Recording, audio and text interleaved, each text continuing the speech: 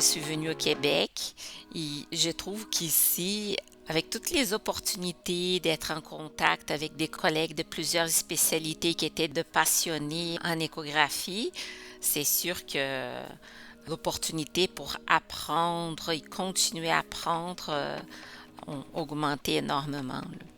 On vient d'entendre la docteure Alessandra Bruns.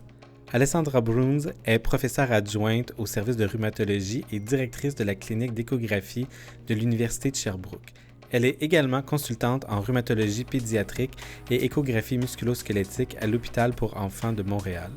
Ses protocoles de recherche portent sur les contributions de l'échographie dans divers domaines. Elle est notre invitée pour cet épisode d'Autour de la rhumato. Bonjour, je suis votre animateur, le docteur Hugues Allard-Chamard. Je suis rhumatologue et professeur adjoint au département de médecine de l'Université de Sherbrooke. Bienvenue à ce second de 2 balados en français de cette nouvelle saison d'Autour de la rhumato. Nous sommes heureux d'accueillir la docteure Alessandra Bruns pour une discussion sur la place de l'échographie en rhumatologie. Alessandra, bienvenue à Autour de la rhumatologie. Merci, c'est un plaisir. Donc, pour commencer, j'aimerais savoir, docteur Bruns, d'où est venu votre intérêt pour l'échographie en tant que rhumatologue?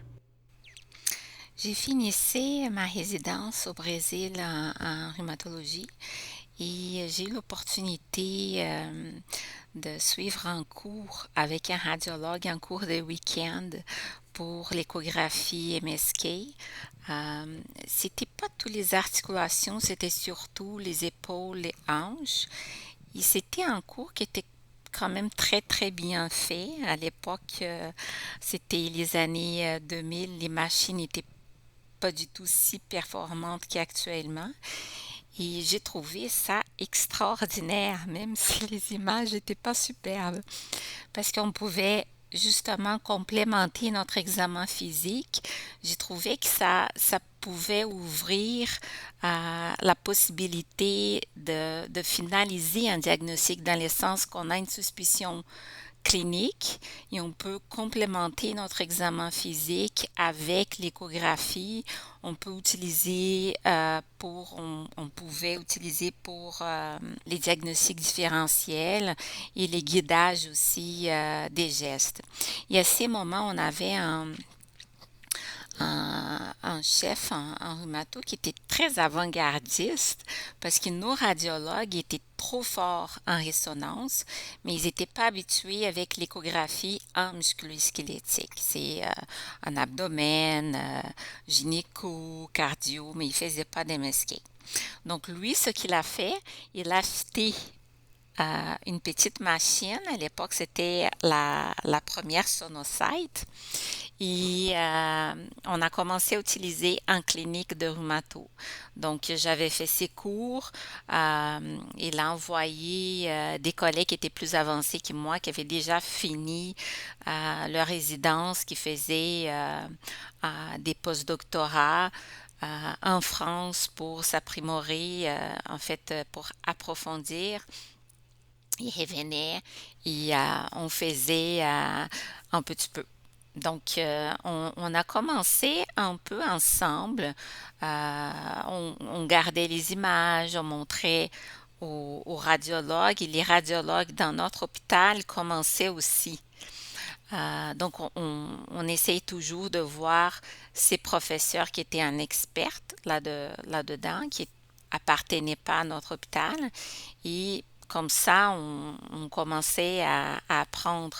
Et j'étais émerveillée parce que on pouvait faire toute une révision de l'anatomie. J'étais toujours une passionnée de l'anatomie, de pouvoir utiliser ça pour complémenter. À l'époque, on pensait pas trop dans l'utilisation pour la maladie inflammatoire.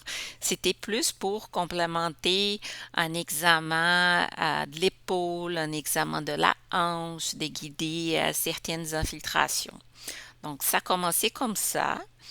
Après, je voudrais faire un fellowship et c'était les mêmes patrons qui étaient très avant-gardistes qui m'avaient dit, mais toi tu parles français, donc tu peux essayer de trouver un fellow en France et essaye de faire les cours à Déoulard en échographie. Donc, je suis allée en France. Et là, mon patron, Monsieur Meyer, qui malheureusement est décédé, il avait dit, écoute, tu vas payer trop cher pour ces cours d'échographie qui durent 2, 3 jours et tu peux faire un diplôme universitaire pendant ton fellow ici en échographie. Donc, c'est grâce à l'avant-gardiste brésilien et à mon patron français que j'ai eu l'opportunité de faire ces diplômes en France. Et après, je suis venue au Québec et je trouve qu'ici, euh, avec toutes les opportunités d'être en contact avec des collègues de plusieurs spécialités qui étaient de passionnés en échographie, c'est sûr que l'opportunité pour apprendre et continuer à apprendre ont augmenté énormément, là. Je comprends bien. Donc, cette passion-là a commencé très tôt dans votre formation, c'est ce que je dois en comprendre? Oui, en résidence en rhumato. Oui. OK. Donc, vraiment, c'est de longue haleine votre intérêt pour l'échographie. Euh, Oui. donc, pouvez-vous me dire comment est-ce que la pratique de l'échographie a fini par transformer votre pratique médicale en tant que rhumatologue? Mais ça a ouvert les portes parce en rhumatologie, par exemple en France, tout ce qui est plus inflammatoire, je dirais auto-immun, c'est plus les internistes, par exemple. Et ils sont très... ils voient beaucoup de patients avec des pathologies mécaniques. Au Brésil, je dirais que c'est comme ici au Canada, c'est très en rapport avec l'auto-immunité. Et je trouve que l'échographie, elle ouvre les portes justement pour avoir d'autres intérêts en rhumatologie. L'intérêt mécanique et on peut même utiliser dans nos collagénoses, donc avec des études en peau et sclérodermie, c'est sûr que pathologie inflammatoire, c'est extraordinaire. Ça peut nous aider dans les vascularites. Donc, au fur et à mesure, parce que l'échographie, c'est vraiment des skies the limit, hein. Tu peux utiliser partout et avec cette technologie qui augmente à chaque jour. Par exemple, là, actuellement, avec des sondes de 24 MHz, la mesure de Intima Media est vraiment très facile. Tandis que nous, on, on va aller prendre je dirais pas quelques secondes, mais 1 minute environ pour bien voir et comprimer les vaisseaux et bien mesurer. Eux n'ont pas besoin avec cette sonde-là. Donc, à chaque jour, on a des nouvelles par rapport à la technologie et c'est vraiment très vite. Donc, avant qu'on pensait que c'était déjà des sky's the limit, c'est vraiment ça, là. On peut quasiment tout faire. OK, puis vous dites que ça peut tout faire, mais selon vous, c'est quoi les plus grandes utilités de l'échographie pour le rhumatologue présentement, avec peut-être la technologie qui est disponible? Ça dépend beaucoup de son intérêt. Bon, par exemple, si c'est quelqu'un qui reste plutôt dans des cliniques de collagénose myosite, il va pouvoir utiliser. Euh, dans les cas, c'est sûr que la résonance magnétique est supérieure en termes de myosite. Là, on dirait qu'on progresse un peu moins parce que la résonance est vraiment spectaculaire pour ça, mais ça s'en vient aussi. Donc, quelqu'un qui est plus intéressé en myopathie, il peut utiliser l'échographie, pas seulement pour guider sa biopsie musculaire, mais aussi pour essayer de comprendre ce qui se passe avec le patient. Il ne va pas pouvoir différencier, on n'est pas arrivé à cet stade-là, les types de myopathie avec l'écho, mais par exemple, il va pouvoir guider sa biopsie.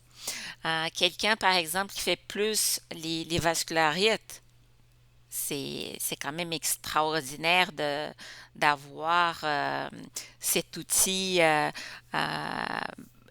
essayer. On ne peut pas dire qu'on peut ne pas faire la, la biopsie d'artère temporale, mais ce qui arrive, la première chose, la biopsie d'artère temporale, c'est pas parfait non plus, du tout.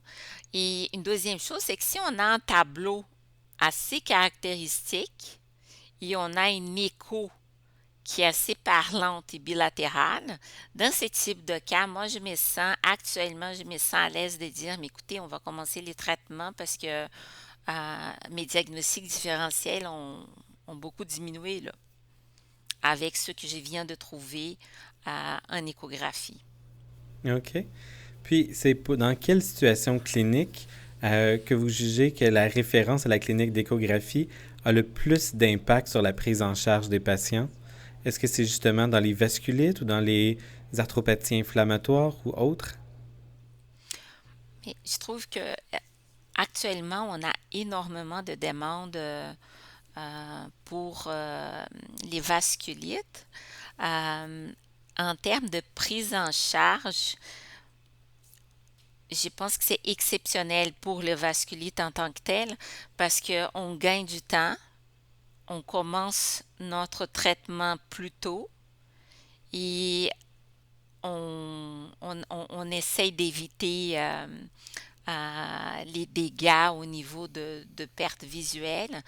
Donc, cette possibilité de faire l'écho dans les premières 4 jours du début de la cortisone, parce qu'on a la tendance, s'il y a un doute, de commencer, c'est la possibilité que ce soit vraiment ça, on commence la cortisone, on nous appelle par exemple à Sherbrooke et on s'arrange pour faire l'échographie dans les 4 jours qui se suivent. Ça commence à changer pas mal la donne en artère temporale.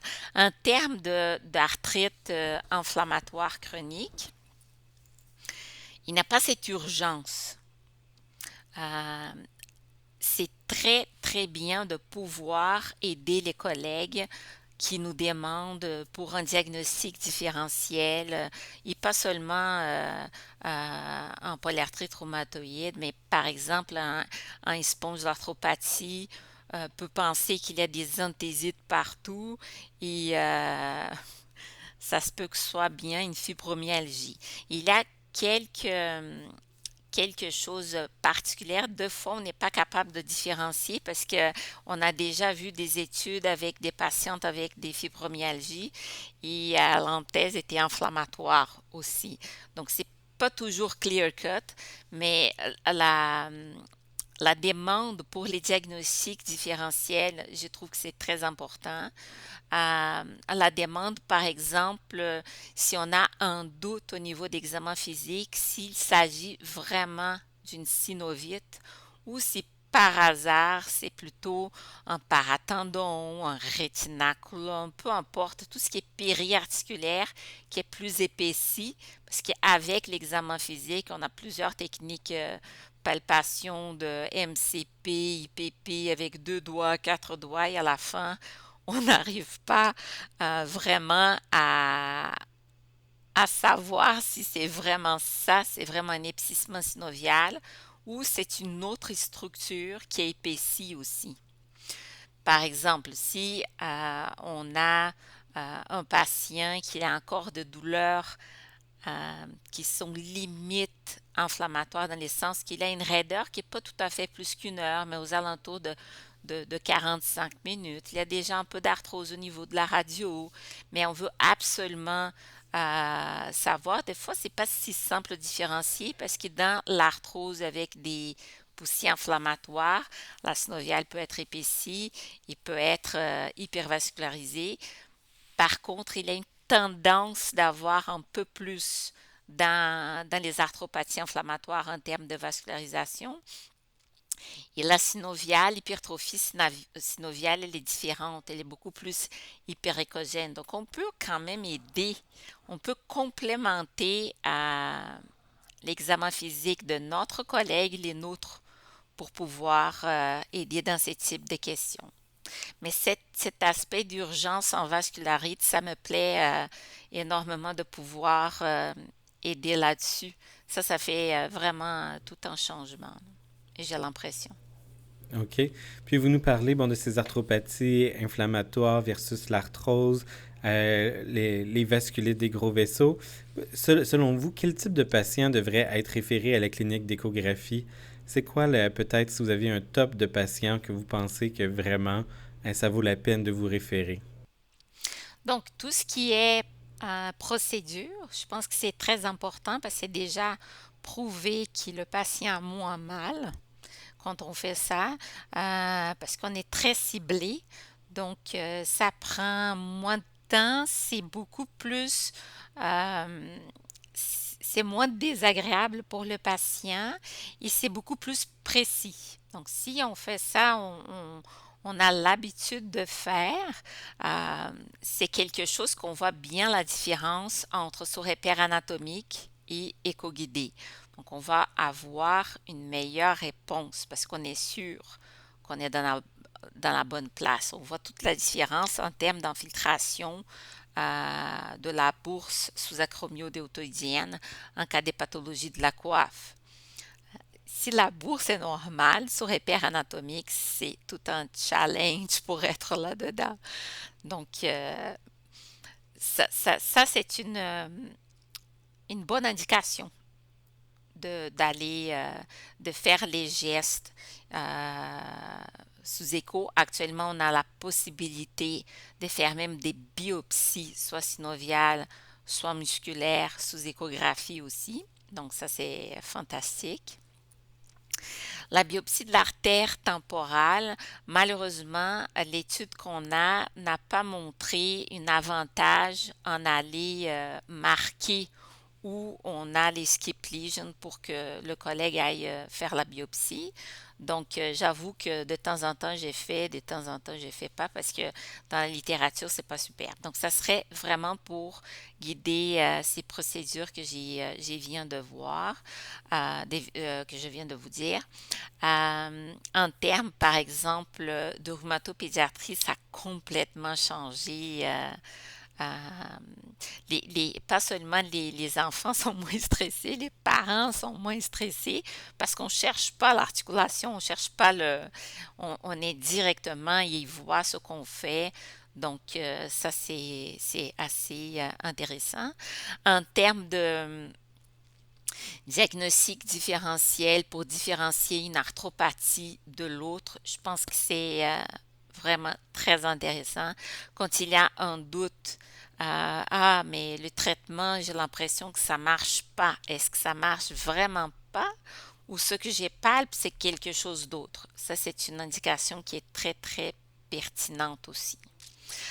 Tout ce qui est microcristallin, tous les signes qu'on a sont pas du tout pathognomoniques, mais ça peut nous aider énormément à guider un diagnostic plus vers une microcristalline qu'un autre type d'arthropathie, par exemple. OK, donc vraiment plusieurs types de manifestations rhumatologie. Vous pouvez vraiment aider avec l'échographie, autant pour les techniques, ce qui est vasculaire, que distinguer ce qui est inflammatoire de ce qui ne l'est pas. C'est vraiment fascinant. Avez-vous des conseils et ou des mises en garde à donner à des rhumatologues qui aimeraient devenir échographistes, qui aimeraient un peu suivre votre voie? Ces collègues qui veulent commencer, j'ai l'impression que ça aide si l'intérêt, là, ça fait des puits en bout, comme par exemple un peu plus tôt dans la carrière. Donc, les conseils, je commence plutôt par un conseil à moi-même. Il y a d'autres collègues échographistes. On va aller vers les gens qui sont déjà des rhumatologues ou des physiatres, peu importe, et qui sont déjà formés, ça fait des années. Je pense que certes, on continue à avoir cette bonne relation et à essayer, s'ils sont intéressés, on va les apprendre, ça fait plaisir.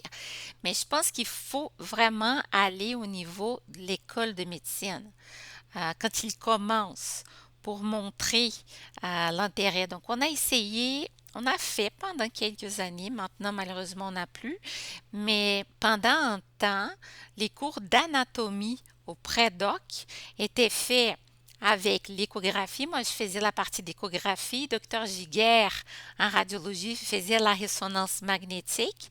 Donc, on faisait une corrélation entre l'anatomie de surface et l'imagerie.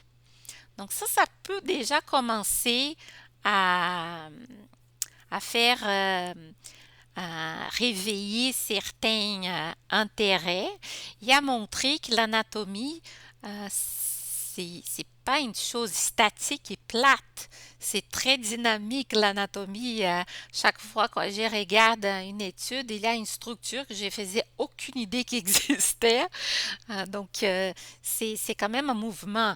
Et on peut l'avoir en dedans avec l'échographie, donc c'est extraordinaire. Donc, si on est capable de montrer ça dès les départs, quand ils commencent, parce qu'ils vont utiliser l'échographie partout, hein. Toutes les spécialités utilisent l'échographie. Donc, pourquoi pas quand ils font le locomoteur ou quand ils vont faire un cours d'anatomie MSK, commencer à montrer. Et actuellement, on a des machines portatives qui ont une technologie assez impressionnante.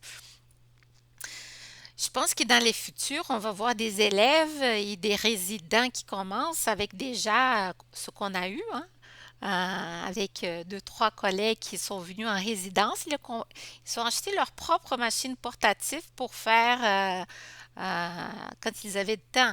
Donc ça, c'est une chose qu'on peut euh, simuler entre nous pour aller vers ceux qui commencent. D'autres conseils. Mettons qu'on a déjà les virus de l'échographie MSK. Et là, on veut vraiment, on veut améliorer nos connaissances. Euh, L'idéal, c'est avoir un chum ou une blonde physiatre et le meilleur pote radiologiste. Donc, si tu es capable de faire ça, tu n'as pas besoin de moi. Parce qu'avec les physiatres, de manière générale, ils sont tous dans l'échographie depuis les dernières années. Ils ont un bagage d'anatomie impressionnant.